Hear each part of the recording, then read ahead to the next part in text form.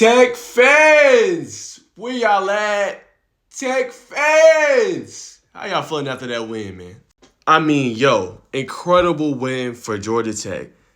When I say these are the kind of wins you need that are program defining, these are the kind of wins you need. Now, y'all gonna look at me crazy in the comments like, what the hell is he talking about? This was a gutted out win. It doesn't always have to be necessarily an upset, right? Again, this team beat them last year when North Carolina was ranked at home, when nobody thought it was going to win on ACC Network in primetime, right? But your quarterback goes down, right? Let's start there. Quarterback goes down. Haynes is not playing. You got a good 10-point lead, right?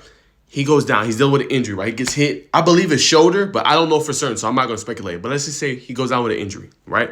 Massive hit early in the first quarter, battles through it, continues to perform. Inaccurate today, 11 of 22. Not his usual performance. But your team comes up big when you needed it the most, right?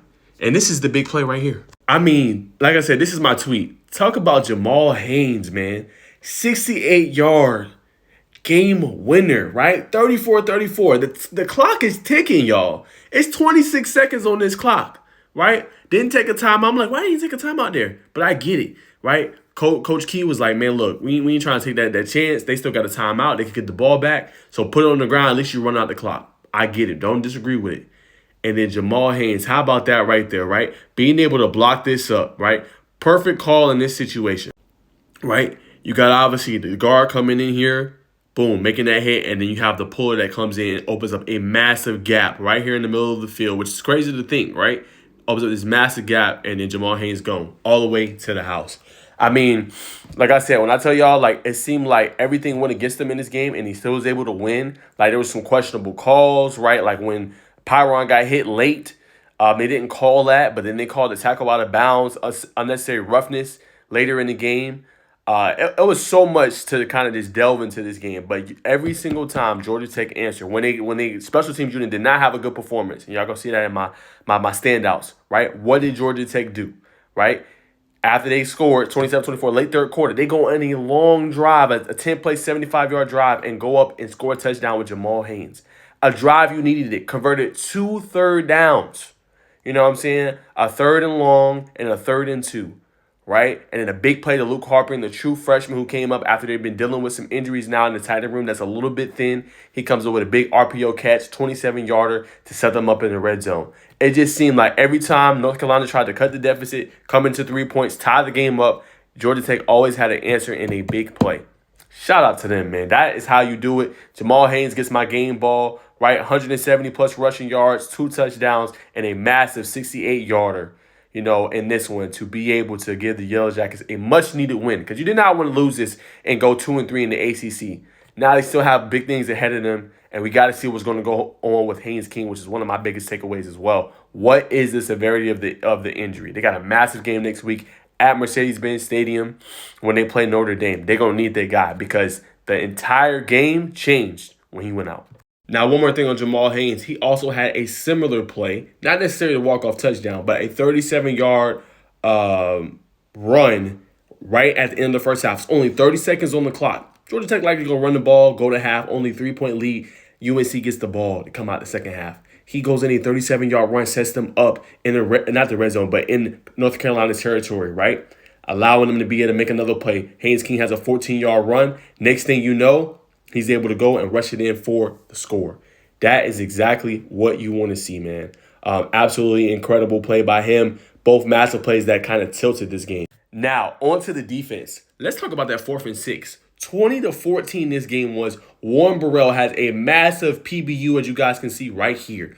Right? 4th and 6. They're in the red zone for Georgia Tech, or in the red zone of Georgia Tech. He's going to his receiver, and Warren Burrell comes up big. These corners are very underrated for Georgia Tech, but they make massive plays when they need it the most. That was a huge momentum shift for them, being able to get that PBU. Next thing you know, Georgia Tech goes down the field, takes a 13-point lead. Like, that is what you needed. You did not want UNC to tie up this game. That was absolutely massive. So shout out to Warren Burrell. Next, I want to point out their best game on the defensive line. Now, I know C. Gibbs is a DB, so that doesn't necessarily count, but they got 3.5 sacks in this game. That is not usually what Georgia Tech gets. This is a unit that has struggled as far as getting sacks. They have started to cook and heat up. Now, again, North Carolina right? Their offensive line is not the best, right? They're a little prone to that, and that's why I pointed that out in my takeaways on SI when I said, can they take advantage of an offensive line that's kind of prone to giving up sacks? They did that today. They had 3.5 sacks, and they forced 2 turnovers. Now, we look at the yards. They had 400 yards in this game of total offense, but there was 414 on third down for North Carolina. Your defense forced 3.5 sacks and 2 turnovers in this one. You feel pretty good. You likely, when you win the turnover battle, you usually win the game. That is what happened in this one, and you got to give a shout out to the defense, right? Kyle Efer was all over the field for the Georgia Tech in this one. 10 total tackles, leading them again. Amari Harvey, the corner, had another big game. 5 tackles in this one. Continue to make big play after big play. Tay Seymour, for me, is another big one. I don't see him really big into the stat sheet, but he had a massive, here he is right here, three tackles and had that forced fumble. That was huge. I thought Georgia Tech, if they could have went in and scored a touchdown there, you make that one 41-24, you're likely going to win the game and knock them out. Couldn't convert it there, but like I said, time and time again, defense pretty much made some big plays. And also, something else not talk about, in the red zone, right, they forced a field goal, right, to tie the game. Remember now, Marlon Hampton got super close to scoring a touchdown there. Yellow Jackets forced a field goal, right? Obviously, you got to say whatever. It was a drop pass. Still, nonetheless, the defense held, served. They did what they were supposed to do, and they was able to force that stop. That's what you needed there. You did not want them to go up with a touchdown. I like it was going to be ball game, right? Because we don't know how much trust they had maybe in Zach Pyron to go down and score a touchdown in that situation. So, again, shout out to the defense there. And then, like I said, we talked about Jamal Haynes and what he was able to do. So, a great all-around performance. My only biggest knock was the special teams. Not a good day, right? You had your punter, dropping the snap, on that fourth down, right? That gave them some pretty decent field position to be able to go down and tie the game up, right? You gave up a punt return to Elijah Hussey, a 69-yard punt return that got them back in the game when you had full control of this game at 27-17, and then obviously that missed field goal as well. That would have gave you a 37-24 lead in this one. So not the usual spectacular performance from the special teams unit, but they did do enough overall as a team that made up for it. And like I said, y'all can go to the yardage and say, oh, the defense didn't play well. They made plays when they needed the most, forced 3.5 sacks and 2 turnovers.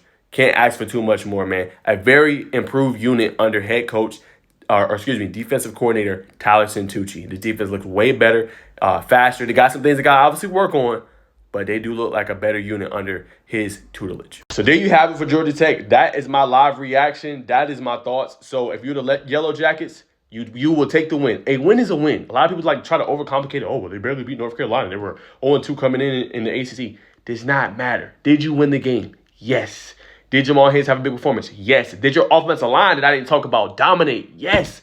505 total yards in this game, 371 rushing yards. That is how you get it done. They all day long, I think it was 7.2 or 7.5. One of those, I can't remember off the top of my head, yards per rush in this game. You can't ask for much better. Chad Alexander had his first career touchdown. Haynes King had a 100-yard game. Haynes had a 100-yard game. This offensive line dominated, and this is what we've been asking for. Them dominating on the road, and they did that in this game, right? Not necessarily, the most best result, but you got the win. That's all that matters.